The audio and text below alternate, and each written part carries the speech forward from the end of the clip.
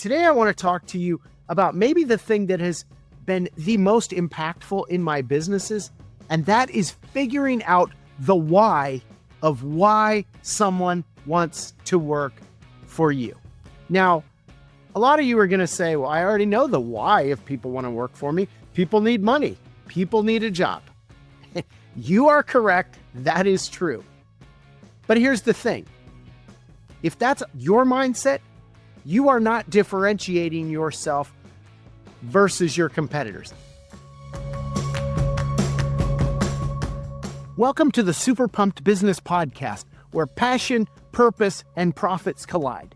If you want to launch the kind of growth that changes lives from the bottom all the way to the top of your organization, this is the place. I'm Ben Walters, a serial entrepreneur, pastor, coach, and consultant. If you're ready to stop playing small and start building something extraordinary, let's get super pumped.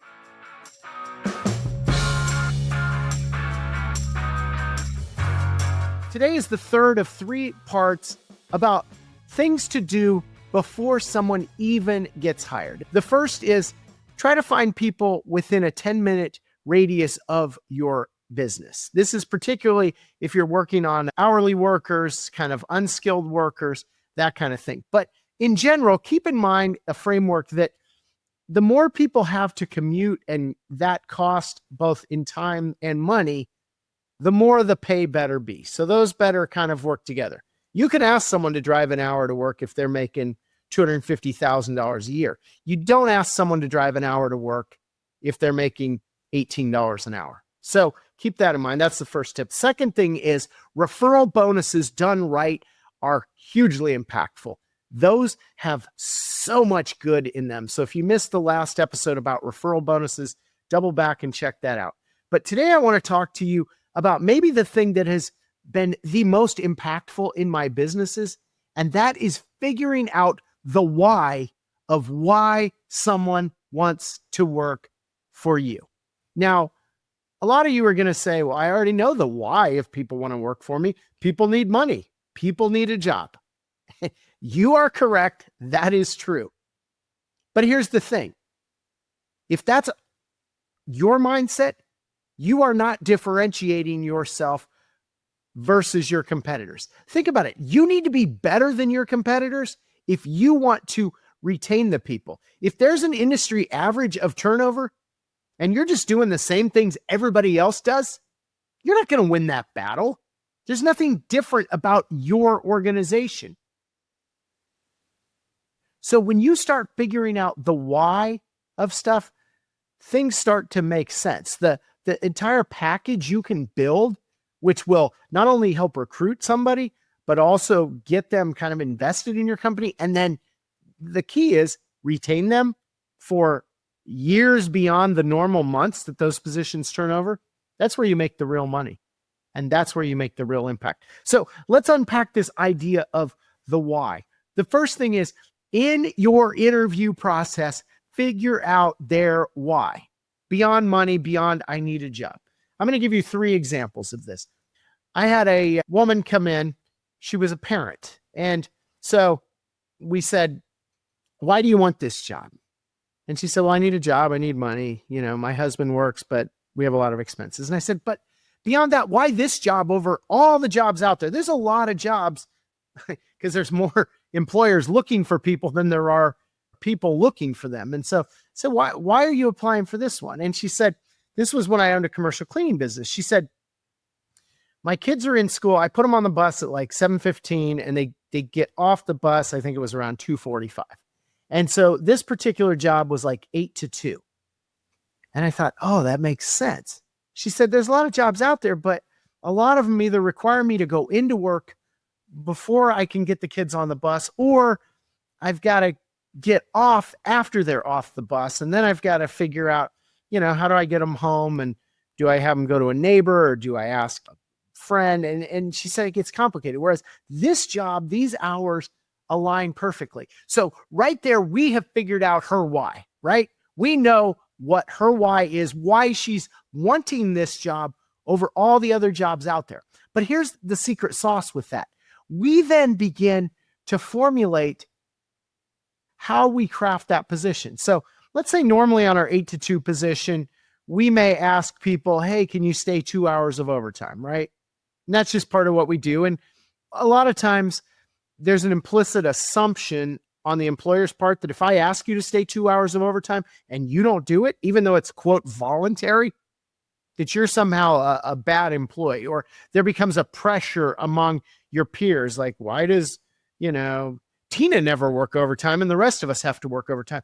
And so by finding out this why right away, you don't ask Tina to do that because Tina has to get her kids off the bus at 2:30. And not only that, you lay the groundwork with the rest of the team. Like, Tina is going to bust butt for these normal hours, but she's not going to be on the overtime. And then you spin it in such a way that you say, that's one less person competing for those overtime hours. Because a lot of people, if you start looking at hourly workers, a lot of people rely on that overtime bump, those extra 5 or 10 hours a week, depending on what it is, to just give them that little bit extra that helps them make their bills. So Tina is an example of someone, once we knew her why, we knew how to plug her in. And we also knew we were in a unique position where not a lot of employers were offering that 8 to 2 slot because it's not a full 8 hours, but it's not a 4-hour position. And it was also aligned, with school schedules. So we knew with her, we might have to cover some school breaks, that kind of thing. But by knowing this, we could work around it and kind of tailor things. Second example I want to tell you about is a woman, and we asked her, why do you want this job? She said, I need more money. And we're like, well, this was a second job for her. She said, I have a good job, but my son plays D1 basketball and I need a little extra money beyond just my first job, which covers my regular bills, to go see him play. And I was like, oh, that's cool. And she said he plays for a major program. And so, I try to get up to the home games every weekend. So right away we know, okay, she's not available on the weekends, right? Because she wants to see this son play. But the second thing we also knew was this is a very successful program. And so therefore, come March Madness, guess who's not going to be available? She is. Those tournaments start either on Thursday or Friday, depending on your draw, and go through Sunday. So we knew that those 2 or 3 days, for if they went far in the tournament, 3 weekends a year, she wasn't going to be available. We could craft the schedule for that versus if we don't understand the why, and all of a sudden she puts in for 4 days off, 3 straight weekends, and the manager gets their backup and is like, hey, you can't have that amount of time off. That doesn't work for us. And then they get into this kind of conflict and the heads begin to butt. And guess what happens when you start butting heads with your employees? They walk right out the door, right? But by understanding her why, we were able to craft that position. I'll give you a third example. Young person comes to us and has just moved. This is like a 16, 17-year-old. It's the summer before senior year of high school. And this person wants to work in our drive-through fast food establishment. And so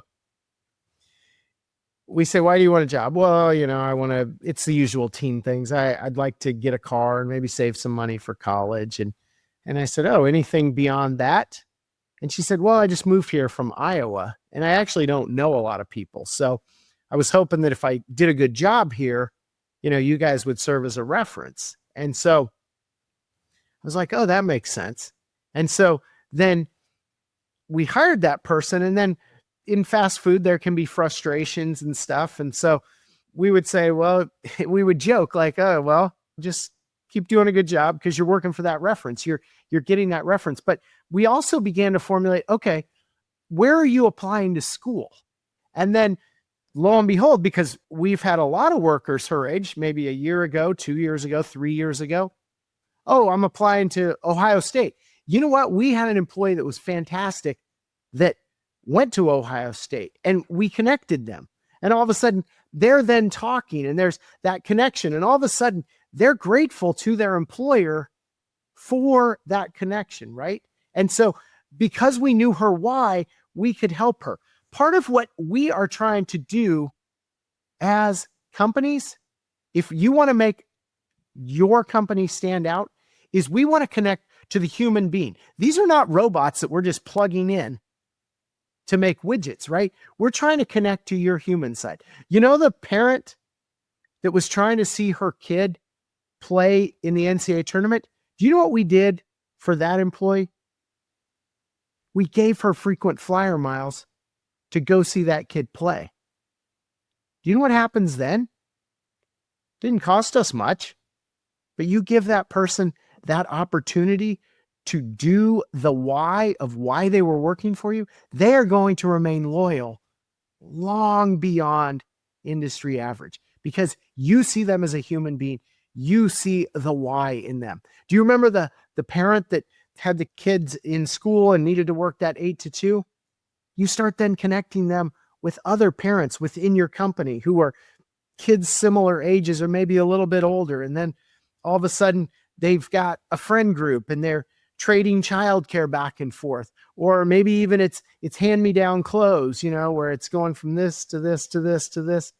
All of a sudden you're building that social cohesion that goes beyond the employment contract. And when you start doing that, when you start figuring out people's why, and you are a resource for them, you are somebody who helps make their dreams happen, their family tick, they're not going to leave you because some other employer offered them 50 cents more on the dollar.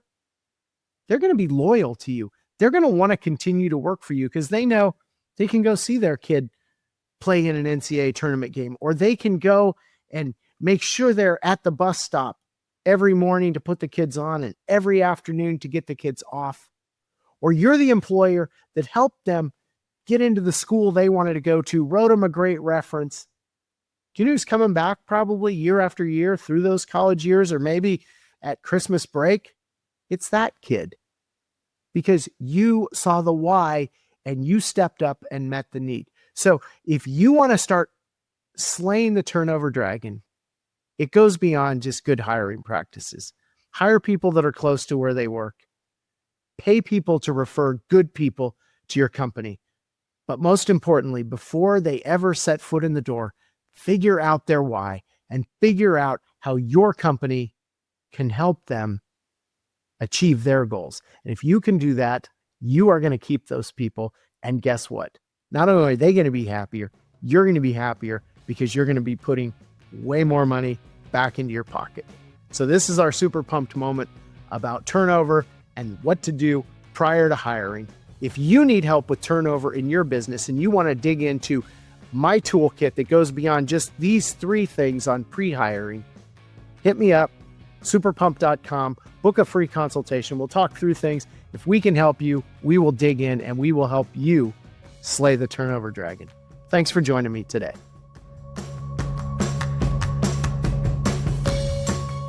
Thanks for joining me today on the Super Pumped Business Podcast. If you enjoyed today's show, I have 2 quick next steps for you. First, subscribe or follow us on Apple Podcasts, Spotify, or YouTube. And second, jump on over to superpumped.com to find out all the incredible ways we can help you launch your Super Pumped business. Keep well, and I'll see you next time.